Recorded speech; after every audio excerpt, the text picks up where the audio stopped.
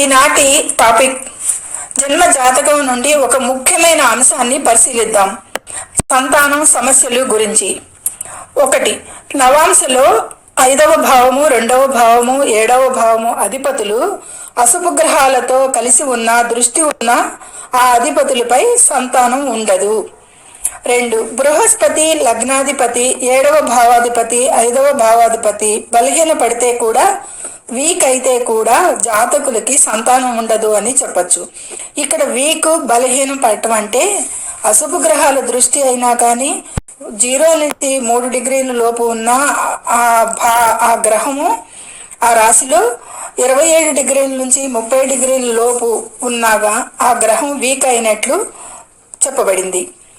ఒకవేళ 5వ అధిపతి 6, 8, 12 భావాలలో హౌసెస్లో స్థితి అయినా సంతానం లేకుండా ఉండటానికి అవకాశం మెండుగు.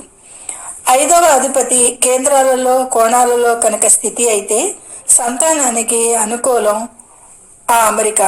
ఒకవేళ 6, 8, 12లో స్థితి అయితే పుత్ర సంతానం ఉండదు. ఒకవేళ సంతానం ఉన్నా అదే కాకుండా 5వ అధిపతి లగ్నం నుండి అశుభ గ్రహాలతో కలిసి ఉన్నా లేదా సూర్యునిచే అస్తమించబడిన ఆ గ్రహం వీక్ అవును కాబట్టి పుత్ర సంతానం ఉండదు. ఒకవేళ ఉన్నా ఆ పుత్ర సంతానం చనిపోవుట జరుగును. జన్మించిన వెంటనే అయినా కొంతకాలం తర్వాత అయినా కానీ ఆ సంతానం చనిపోవటం. మొదట పుత్రుడిని అసలు కర్మపుత్రుడు అని పిలుస్తారు. పుత్రుడు వల్లే మనం మోక్షం ఉంటుంది అని శాస్త్రం చెప్తుంది. కొందరు విషయాలకి మొత్తానికి సంతానమే ఉండదు. సాట్రన్, రాహు, శని రాహు యొక్క బాధింపు 5వ అధిపతి మీద ప్రేతశాపం వలన కూడా సంతానం ఉండదు. దీనిని ప్రేతశాపం అంటారు. పితృశాపం సన్ను కేతు నుండి చూడాలి. దీనివల్ల కూడా సంతాన నష్టం జరుగును అని చెప్పబడింది శాస్త్రంలో.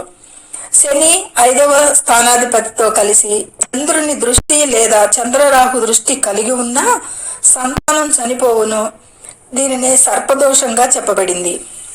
పుత్రకారకుడు బృహస్పతి కుజునితో కలిసి రాహు లగ్నంలో ఉండి ఆ లగ్నాధిపతికి కుజునికి మళ్ళీ సంయోగం ఏర్పడితే సర్పశాపంగా చెప్పబడింది. అప్పుడు కూడా పుత్ర సంతానం చనిపోతారు సర్పశాపం కారణంగా అని శాస్త్రంలో చెప్పబడింది. ఇంకా చాలా కాంబినేషన్స్, శాపాలు, మాతృశాపం, భాతృశాపం, మేనమామ శాపం, ఇలా వీటికి అన్నింటికి జాతకంలో ఏ విధమైన కారణాల వల్ల సంతాన నష్టం అసలు లేకపోవడం జరుగునో క్షుణ్ణంగా పరిశీలించి ఆ జ్యోతిష్యుని పరిష్కార మార్గాలను పాటించినట్లయితే మన ప్రారబ్ధ కర్మను కొంత మేరకు కరిగించుకొని లబ్ధి పొందాలని ఈ టాపిక్ ఉద్దేశమే కానీ భయభ్రాంతులను బాధకి కానీ గురి చేయటం నా ఉద్దేశం కాదు అని గ్రహించగలరు. ఎందుకంటే పుత్రస్థానం 5వ స్థానం కర్మస్థానం, మన పూర్వపుణ్యస్థానం. దానినే ప్రారబ్ధ కర్మను తొలగించుకునే మార్గాన్ని జ్యోతిషులు పరిశీలించి జన్మ జాతకం నుండి మనకు సహాయపడగలరు.